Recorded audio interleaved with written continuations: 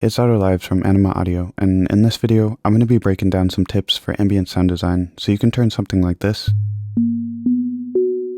into this.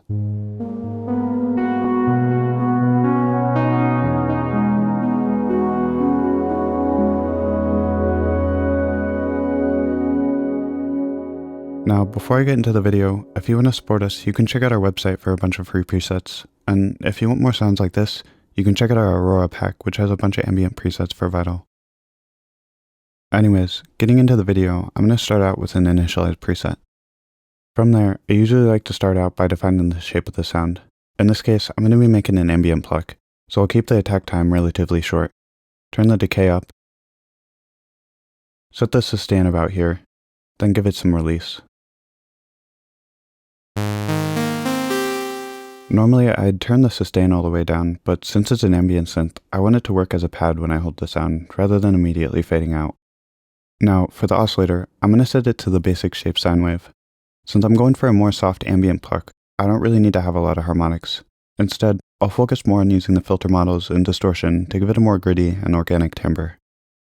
Starting off, I'll go over to the snub and turn it on squeeze, then move it to the right a bit to give us some harmonics to work with.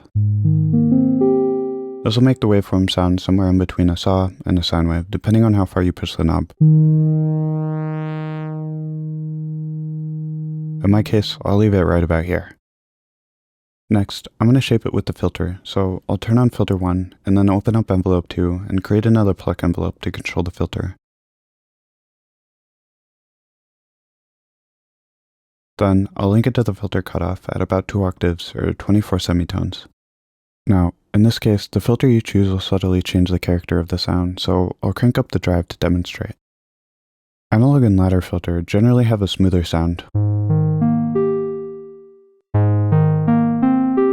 while dirty and digital sound a bit more harsh with a lot of brighter overtones to them.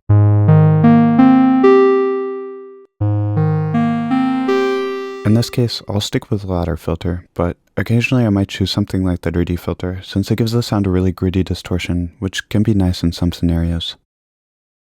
Now, I'll put the drive back at 0 so it's more of a subtle effect. Then, I'll turn down the resonance and turn on key tracking.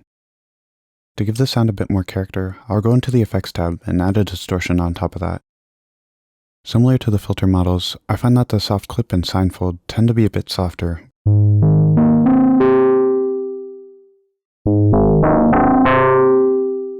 while the hard clip and linear fold are a bit harsher sounding.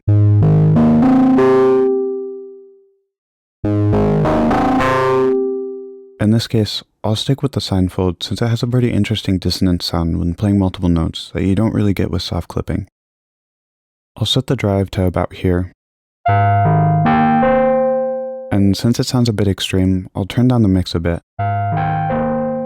And since it still sounds a bit loud, I'll turn on a post filter and turn the cutoff all the way up, and then the resonance all the way down, then turn up the blend a bit as a way to control the level. This way, the distortion only really changes the harmonic content, rather than boosting the level, so you can adjust the mix of the distortion without changing the perceived loudness.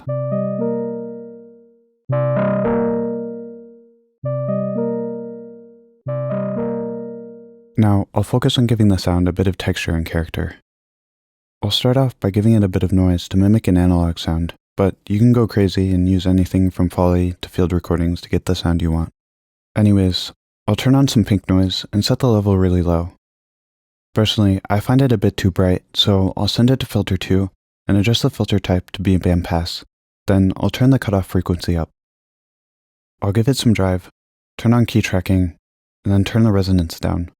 Doing this will help the noise blend with the synth a bit better so it's not too bright and doesn't have any low end.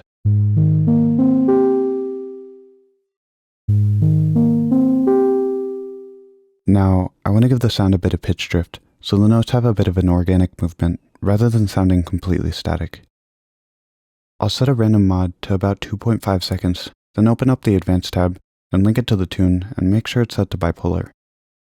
This will create a subtle pitch drifting between notes to give it just a bit of movement, and also gives it a lo-fi tape warble type sound. Just make sure not to overdo it, since too much can ruin the clarity of the sound.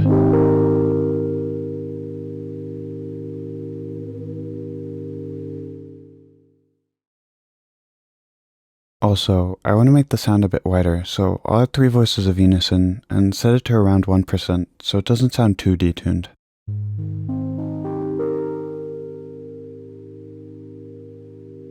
Now, since this is an ambient tutorial, we have to make it into a pad.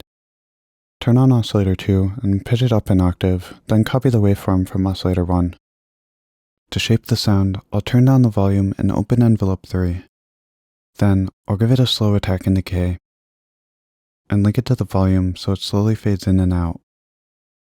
Since it still sounds basic as I'm going to give it a bit of movement, so I'll set this knob to format mode, then I'll open random 2 and set the time to about 2 seconds, and turn on stereo mode. Then, I'll link that to the format knob and turn on bipolar so you get a bit of random movement across the stereo field.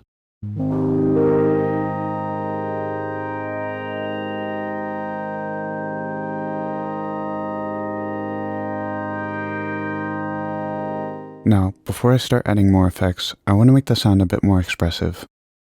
I'll start by turning down oscillator 1 and link the velocity to the level and squeeze. Then, I'll link it to the cutoff frequency as well. This should give it a softer sound at low velocities and sound a bit brighter when you play higher velocity notes.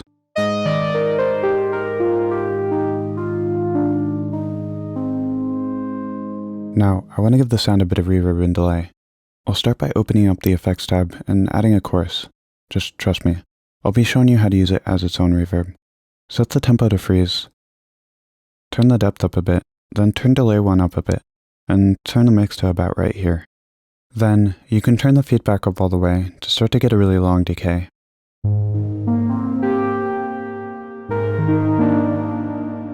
And if you want to push it even further beyond, you can use a macro to push it past the maximum value to get an infinite reverb if you want. But this sounds really muddy, so I'll turn up the cutoff a bit, then turn down the spread, and take envelope 2 and link it to the spread amount. This will turn the chorus into a sort of dynamic reverb that ducks out some of the frequency content with each note, so you get a cleaner sound, but also keep that lush sounding reverb tail.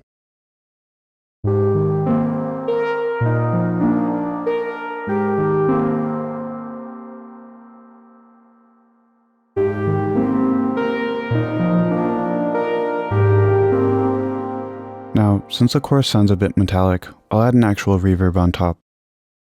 Set the size to about 80, then turn the time up, and set the mix to about 30%, then cut out a bit of the low end. Then, I'll give it a delay. Set it to a dotted quarter note. Keep the mix at about 30%, and adjust the spread like this. After that, you're going to want to enable the subscribe button to get something that sounds like this.